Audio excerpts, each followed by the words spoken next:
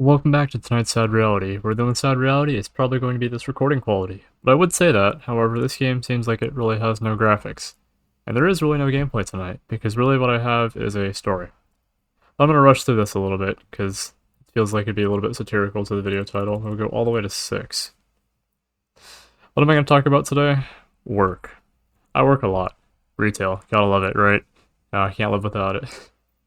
But, today I learned a very interesting lesson, and it's something that I feel like we take for granted very often, so here's a bit of a video, a bit of ode, a tribute to that. And the lessons really just slow down in life. I think I did a little over 100 transactions. I don't know if it was quite over 130 or 140, but it was a lot of transactions in one day. And most of those happened towards the second half of the day, because the first half of the day was really slow, just coming after the 4th of July, and there wasn't really much going on, right? 7. Now, all that said, it's so easy to go through the day and just rush, rush, rush, rush, rush. 8. This game crashes when it hits 10. Or it closes. So we're already 2 clicks away from that right now. Riveting gameplay, okay. So, you look at a customer, you're like, hey, did you find everything you're looking for? Great, that's good. If you got a phone number, if you enter that too, that'd be great. Would you like a bag? If not, no worries. And if you want to donate the pin pad, that's great too. Also, just a credit card. And if you know about the no-sweat protection plan that we offer with the gear that we sell, great. If not, absolutely no worries. And then you're walking through all that, and that's it. You can boil this down to about 30-40 seconds per customer. However, not everyone's like that. People want to go fast, and we live in a world that's really fast. 9. But it doesn't have to be that way. I was about to say 10, but can't do that. So, what's the solution to that? Talking fast is nice, and I have a tendency to do that. However, I often really mess up my enunciation, pronunciation, or overall conveying of words. Remember some stupid Teen Titans Go episode? It's not say what you, or it's not say what you mean, but mean what you say. Sounds so complicated, but it's easy in every way, or something stupid. It's either that or taxes, right?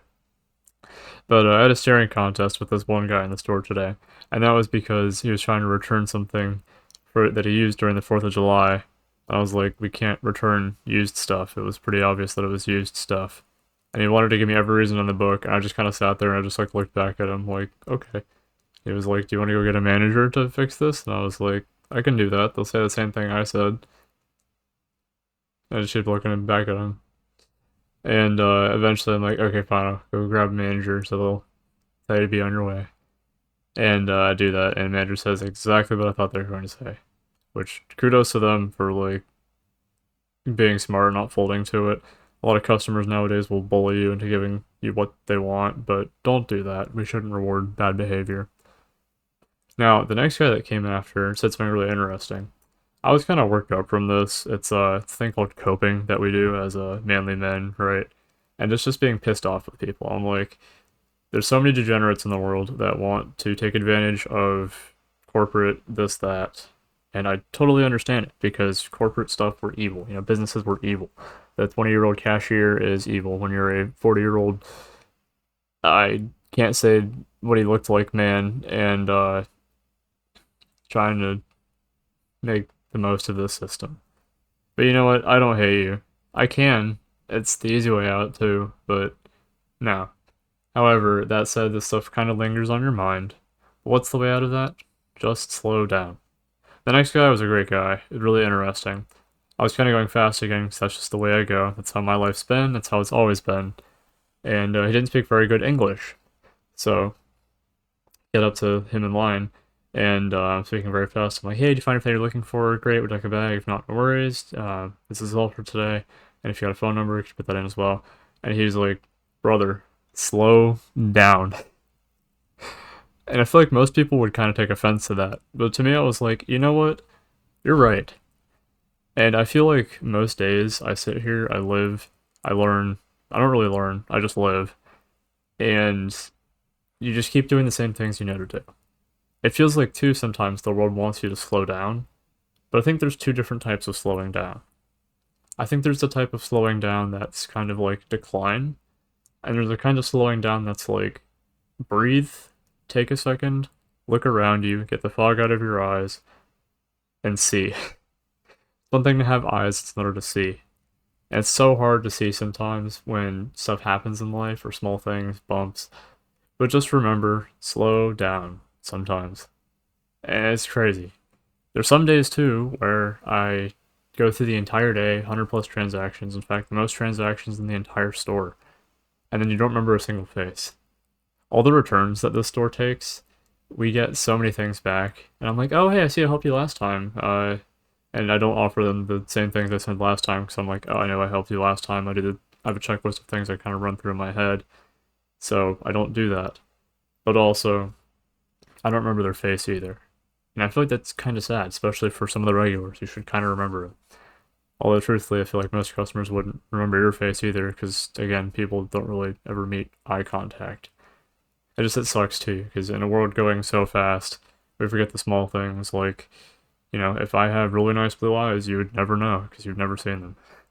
We're all staring down at our phones. In fact, I actually want to take a picture of it was like iconic almost, looked like a stock image, but it was a family, so father, a wife, and a kid, all on their phone at the register, and like a line of like 7 people behind them, and they were all just on their phone. And I was thinking, brother, really? Here now? Um, it was like iconic almost. Do they know what I look like? Maybe not. They know what I sound like? Perhaps. And my voice doesn't fit my face. In fact, if I were to say, pick 1,000, maybe even 1,000,000 different images, and guess which one, I can guarantee you wouldn't even be half correct. Even if, say, my face was a third of those or something. I don't know, that's probably an extreme exaggeration, but point being, we don't know the things we don't see because we don't take the time to appreciate those things. And I feel like that's a good lesson today, even just lingering on 9 here on the screen. This game doesn't rush, and neither should I. It's not about efficiency, it's about potency. It's about being here with people, with intention, with a video idea. And I feel like that's kind of the idea with this channel, and you kind of lose that too. Even if you look back on some of the past videos, past couple nights, I'm like, it felt shoddy, it felt thrown together, and that's just because I'm trying to focus on the gameplay and talking. I can't really do both sometimes. I wish I was a do-it-all. I can't. I love talking though. I really do. I love having conversations with people that matter and really mean something truly. But it's not always that way, and it probably won't ever be. But I hope it means something to someone.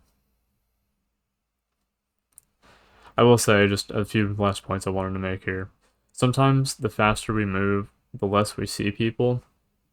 But if you take a second just to pause and just say, I'm going to be still for a second, just look around you, you'll notice so many more things. For example, if you ever notice a store has fake security cameras, take a second to try to figure that out. It's really funny. It's like the CPI sign where even if you don't have CPI, if you have fake cameras, people won't steal. Or that's the thought. But that doesn't happen because welcome to 2025, everyone's a thief, and the crime rate is up like a bajillion percent.